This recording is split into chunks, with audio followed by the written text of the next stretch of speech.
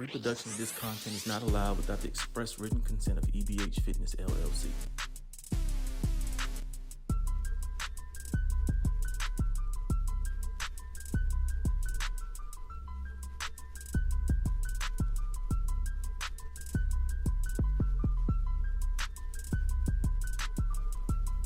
We're back.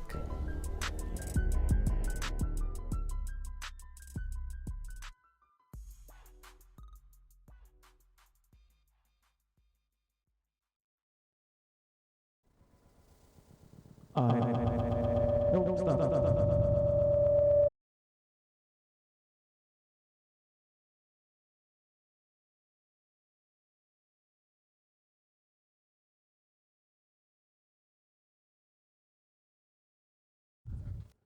Stops. All right, we're good. Technology. Better than me. Well, everyone, welcome to another episode of Borderland Sports Report. Another week here of football in the Borderland. Another day of fireworks and not a lot of defense being played. Yeah, apparently that's a pandemic nowadays. People don't want to play defense anymore, but You hey, we're going to roll with it. Your mic. Yeah. So they can hear you. Definitely. So let's jump right into the scores. Well, before we jump into scores, so we're doing I guess this is a little unique show here. So we're doing it live, but we've also got a live studio audience. Andrew's football team has graced us with coming into the venue, grab some food, and sit down and watch the show as we do this. And so we want to shout them out as we go through this. But we're going to jump into the scores. It was a lot of games real quick today. So I had the privilege of watching the Austin and Irving game. Watch the stream. Number 30 from Austin. That is a big boy. Is that the one? Yeah. I think so. Yeah. And you could see high school kids making business decisions on the field. They were making business decisions. Do I tackle him or not? It was a lot of trying to arm tackle that man. That's a big boy. He is huge. No. He's doing some things. I think he's a sophomore, he's a young kid. And in their offense, he gets to touch the ball a lot, so that's good for them. And so Austin wins against Irving 31-14. Bowie wins 47-40 over Sinelli. That was a shootout. That game's a lot more high scoring than I thought it would be, and two, a lot closer than I thought it would be. I think traditionally that game would be a little bit more in favor of them. So again, shout out to Sinelli. They're doing some good things out there to try to become relevant in El Paso, the El Paso football spotlight. So Definitely. And so the other game is Del Valle Horizon. I think we said it was 40 to 13 Del Valle. Isleta, Clint 53-45. Isleta over Clint. Another shootout. And Clint runs the rock, so I want to see what their run game stats look like. Yeah, definitely. Then Riverside wins 33-7 over Mountain View.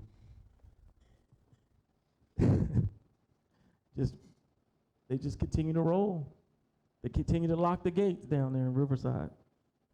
You got El Paso loses to Hanks 26-21. So Hanks bounces back with a win to keep themselves relevant in that district for the postseason.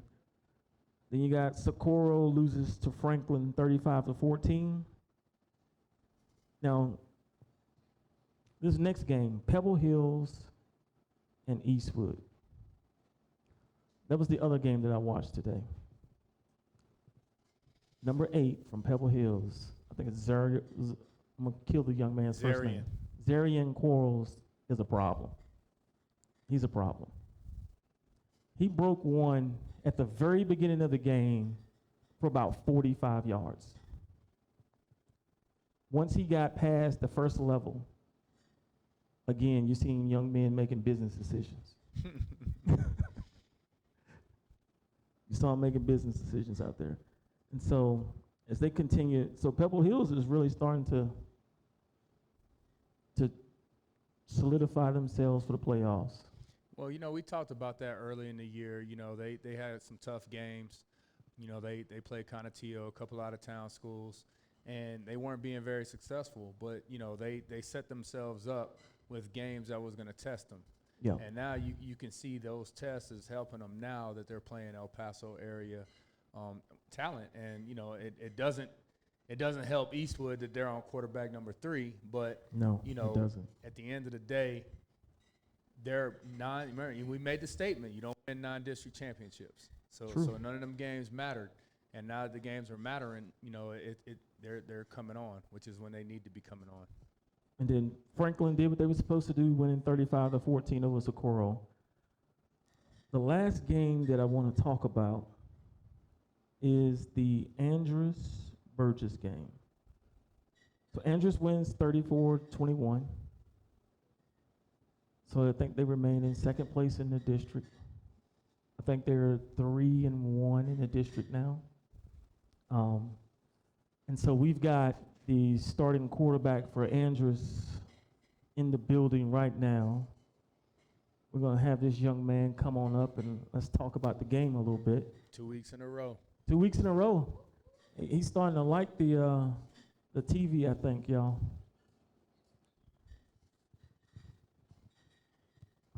Welcome back. He still got the tape residue on his wrist. Look at him. Yeah, Check him out. he's still fresh off the field. So let's talk about the game. I asked you when you were sitting here how you thought you played, and your response was all right. So why was your response all right? I think I played all right because I had an interception, but we won, so can't really be mad about the W. But we should have played better. Had a couple of mistakes, but Okay, but I mean again, you're still growing, you're still learning the game. yes, sir. Did you see some different looks out there today that you weren't kind of like? No, sir. You get greedy? Did I get greedy? Did you get greedy a couple times? I Did you get think- greedy I on the think- interception? Nah, not on the interception, but I got greedy like once or twice though early in the game. Okay. So, who were some of the standouts for you guys today? Both our running backs and our O-line, we had like 300 plus rushing yards, so that's the reason why we won that game today. Okay. And how well? And I mean, I guess, holding Burgess to 21, so y'all win by 15. From the defensive side, how did that look? I don't speak a lot on the defense, but I think they did all right. Okay. Could help them to a little less points, but they did their best they could out there. So At the end of the day, you guys got the W, right? yes, sir. You got anything, Coach, you want to ask? So, y'all are in week 8 now. So this is week 8 as a varsity starting quarterback for you. What's different? I feel like more of a leader out there. Like, it's not like I'm brand new, so I feel more included. Like, it's not as fast no more. So now that you're in week 8, when things get a little bit tough, like what do you go back to? What we practiced all week, like the game plan, the fundamentals, just the basic things to get the win. Nice. Okay. So, I mean, another week, another win. Who do you guys have up next? DV. Okay. That was a circle game, wasn't it? And what you told me? Yes, You sir. circled that game. Yes, sir. Okay. I think that can be your coming out party. Yes, sir. Okay. Well, I mean, again, congratulations on the win. Thank you. Thank you for joining us up here. Anything you want to say? No, sir, I'm good. You good? Yes, sir. Okay. You nervous today? All right. Well, we appreciate you joining us. Thank you. So that's 8 weeks in the books.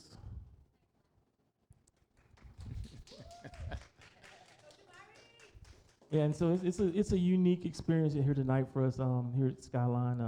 As you can see, we're on the main stage because we knew that they were going to come into the venue and grab some food and enjoy themselves after the game. So we kind of moved off the original set, but like I told you before, man, we got multiple sets in here, so we can do a few things. But Yeah, I mean, week 8, the teams that were supposed to win won. I think next week we'll see some telltales. I mean, like that Andrus Del Valle game. It's a big one. You know what, man? We may have to show our face at one of these games. I think the bigger things that's going to be happening in the next couple of weeks ain't so much with the top teams. It's with the rest of the teams that's trying to get in. I know that Hanks is still trying to make a case for themselves, and they got to handle some business, and they need a little bit of help. Yeah. And then we still got we got the big 5A district, which Eldorado's in control of that district. Yeah. By a long shot. But at the end of the day, some 2 through 4 still have to work themselves out, and it's important because playoff pairings. Yeah. And so, you got Parkland, Bel Air, and America, so they're all going to make the playoffs because there's only 4 teams, so they all get to go. But who they play and whether they're playing at home or not makes a big deal. So whoever finishes second will get a home game. So that's a big deal in the playoffs when people have to travel to El Paso or when El Paso has to travel out of town. So I think I'm 4-1 in El Paso playoff games. Yeah. So when people come here, they're at a disadvantage, and when we have to travel out, it's a disadvantage. So, it matters the next couple of games in that district. 6A, man, like Pebble Hills is coming on. Yeah. Franklin, there was a stutter step last week. Montwood showed that they can play when they feel like it. Coronado, they're Jekyll and Hyde right now. Yeah. I don't think they won a district game. Well, they beat Montwood. Montwood, yeah, that's and right. Montwood just came off of a big win. Yeah. So I'm telling you right now, from a coach's standpoint, Coronado can play. Yes. And when they put it together, like at the end of the day, they got 2 of the fastest kids in the city on their team. And so I think there's a lot of things that's going to still happen. I think we got some drama coming up. I think there's going to be some teams that are used to making the playoffs that aren't going to make the playoffs. And so, at this point, this is when veteran coaches get the best out of their team and young coaches make mistakes. And I think that today or yesterday, Conatillo played Chapin. You saw a veteran coach take a team with no D1 kids and put it on a team with, I count at least 3 D1 kids on that team. So, that's where Scott Brooks had, that what he's been able to establish in that program over the time that he's been the head coach is it's evident. And, that hasn't been established at Chapin yet. So that's still to come. That's still a young coach. So, but this is the time when experience is really going to take over. And, I'm glad you brought that up because there was 2 things that I would have totally missed.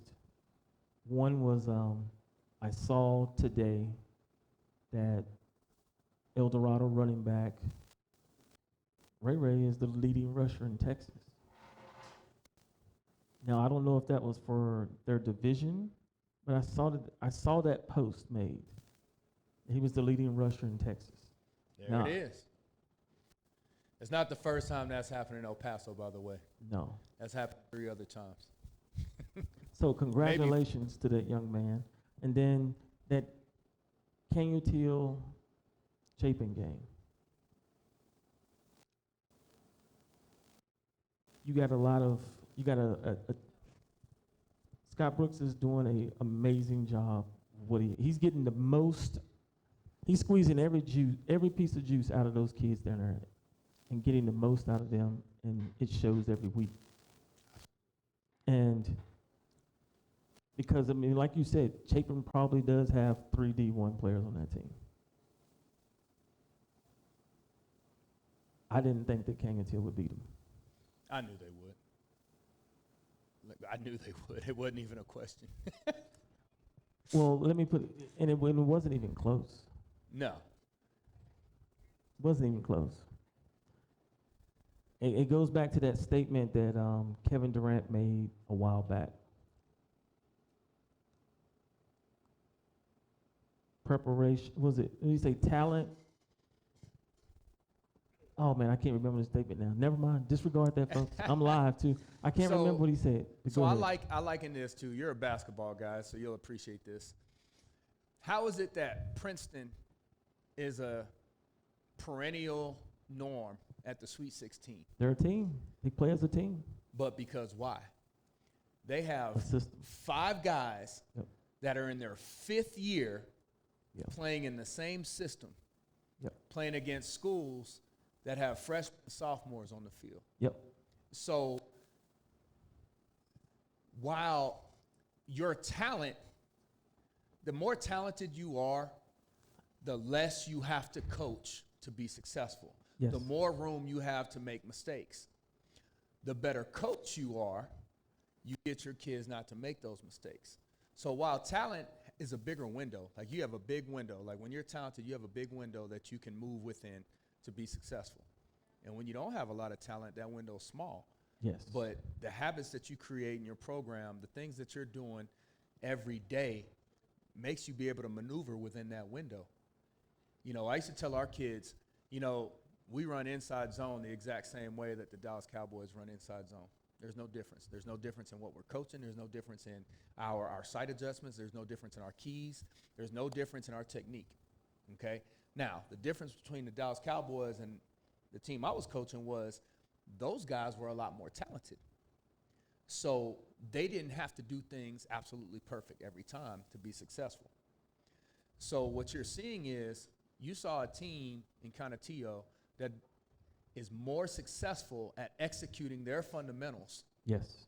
than a team that was more talented that wasn't executing fundamentals. And So that's what you run into. the equivalent to what Kevin Durant said was this: good players beat talent when talent doesn't prepare. That's it. So prepared players beat talent when talent doesn't prepare. And so, and I'm not saying that Chapin wasn't prepared, but Canutillo was prepared. Yes. But again, you got a young coach Yep. that's new. He hadn't had a chance to establish everything that Scott Brooks has got to establish.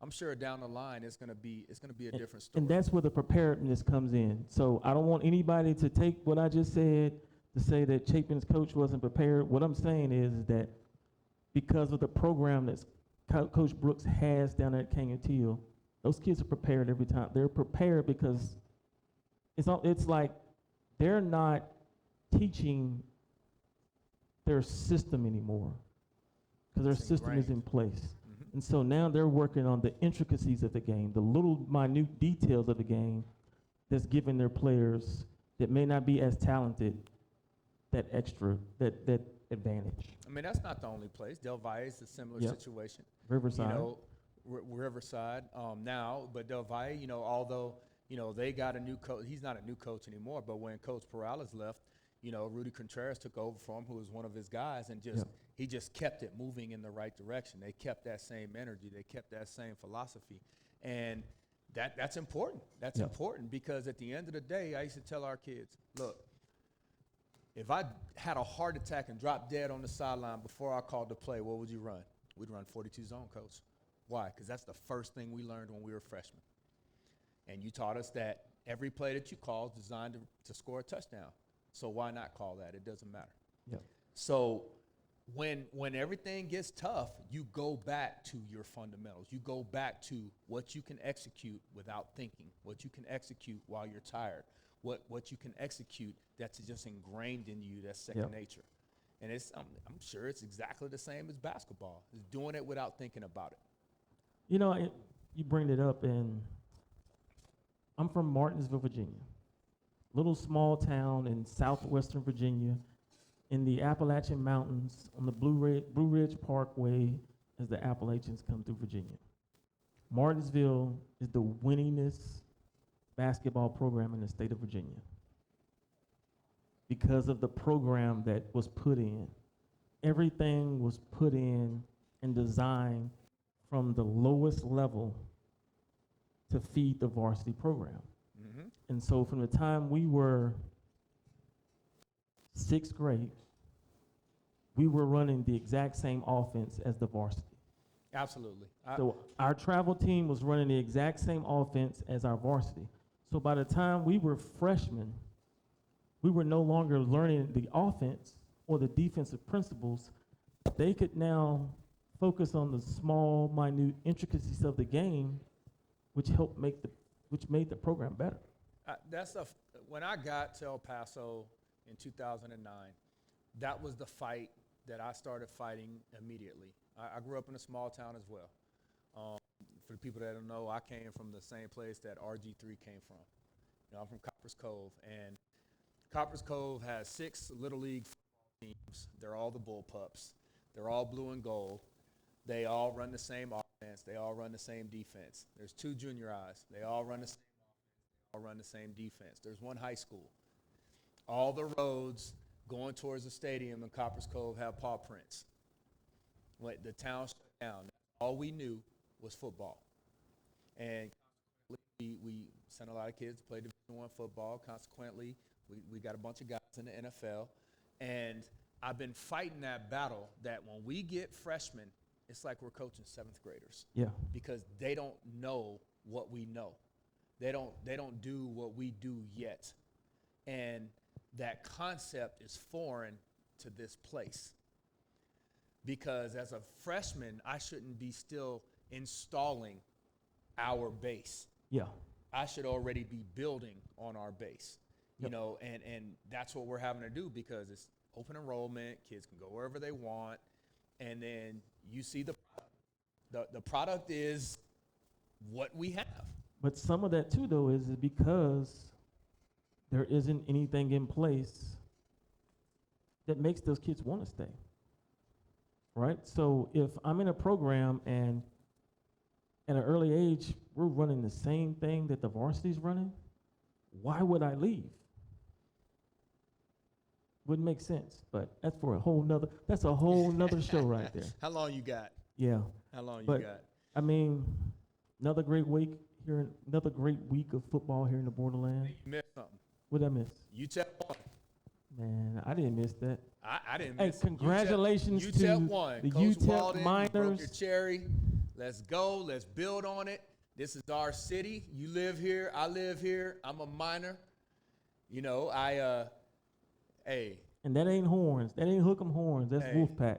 Hey, I got my first graduate degree from UTEP, so I'm alumni. I'm a Miner, so I'm gonna go for him. And he's gonna continue to do some good things. And at the end of the day, it's like everything else. You learn from your mistakes. You learn. You grow. You move forward. Don't lose your energy. And they got the dub. So let's try to string a couple of those together so that we can grow football in our city. Period. Yes, I do want them to win a few more games because I do not want that sight of them celebrating like they won the national championship to be the highlight of the year. But I do want to say this. I owe you an apology, Coach. I owe you an apology because I sit here last week, actually for the last 8 weeks, I have said that you all were going to go defeated. I didn't see where you were going to win a game on the calendar. So for you guys to go down to FIU and pull out, They were here here. to win the game, congratulations to the UTEP Miners. That's it. Now go do it again. Go do it again and we can start talking. There we go. But that one win can't be the only win of the season and you getting Gatorade dumped on you. No, that can't be it. That can't be the highlight of the season for you guys. It won't be. They don't pay you that kind of money for that to be the highlight of the season. So, but kudos on the win. It's a start. You've got to start somewhere, and I think that win could trigger maybe 1 or 2 more.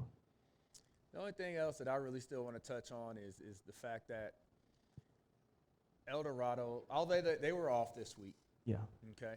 So that's why they didn't blow somebody out in their district because they just be blowing people out like they're just. But we already talked about it. After Eastwood, they weren't going to be tested until they got to the playoffs. But I wanted to point out that Coach Martinez has done a great job. I think this is going on his 4th year, Yep. I think, as a head coach. Yeah. I remember when he took over. El Dorado hadn't been relevant since Coach Torres left. So people can talk about it all they want. It is not easy to take a program that's been at the bottom and turn them into a winner. And they're not just a regular winner. They're undefeated right now. Yes. So One of, like, I think it was like 4 teams, That- 6 teams left in the state that are undefeated. that's a great job, because I'm going to tell you, football and all athletics is about momentum. You going to have some kind of momentum. It's going to be good momentum or it's going to be bad momentum. It's hard to change bad momentum to good momentum. And it's Yes. hard to change good momentum to bad momentum if you got things going right. Yes. So he changed the team that had a bunch of bad momentum, and now they're rolling. So that great job to him. Great job to those kids on that team. I know the quarterback Issa. We talking about, we keep talking about Estrada. We also want to talk about Sanders, Jadarius Sanders, the receiver. Them kids is putting it together, and I'm hoping they can go and make a little run. So good job, Coach Martinez, and the rest of your staff on putting it together, and let's roll with it. So I think that needed to be pointed out because I feel like they're flying under the radar, even though they're undefeated, which is crazy. Yeah. I think people are looking at their district and saying it's a weak district and whatever, but they're not. It's not like they're not handling their business. Yeah. They're blowing people out. They're doing what they're supposed to exactly do. what they're supposed to do. They can't help the district they get put in. That's true. That's true. No, but before we end, Coach Walden, I am trolling. I am the biggest troll there is. I troll because I mess with him a lot about UTEP football, but I did say that they were going to go defeated. I did say that. I 100% did say that. I didn't see where they're going to win a game. And so for them to pull off that win, it's amazing. And for what Coach Martinez is doing in El Dorado, hats off to him, man. I remember 4 years ago when he took over the job, he came in here when we were doing the media day and sat down, and he said it was going to take about 3 years to redo this program at that time. And he's on track. He's on time with what he was saying in that interview. No doubt. So, And Rudy, I don't want you to think we forgot about you. We know y'all are beating the brakes off people, but it's expected of you. So, yeah. And that's a good thing. What's funny is in 2009, when I was interviewing to become a head coach, they said, what are your goals as a coach? Everybody else probably said, we want to win state, we want trophies, we want to win this and that.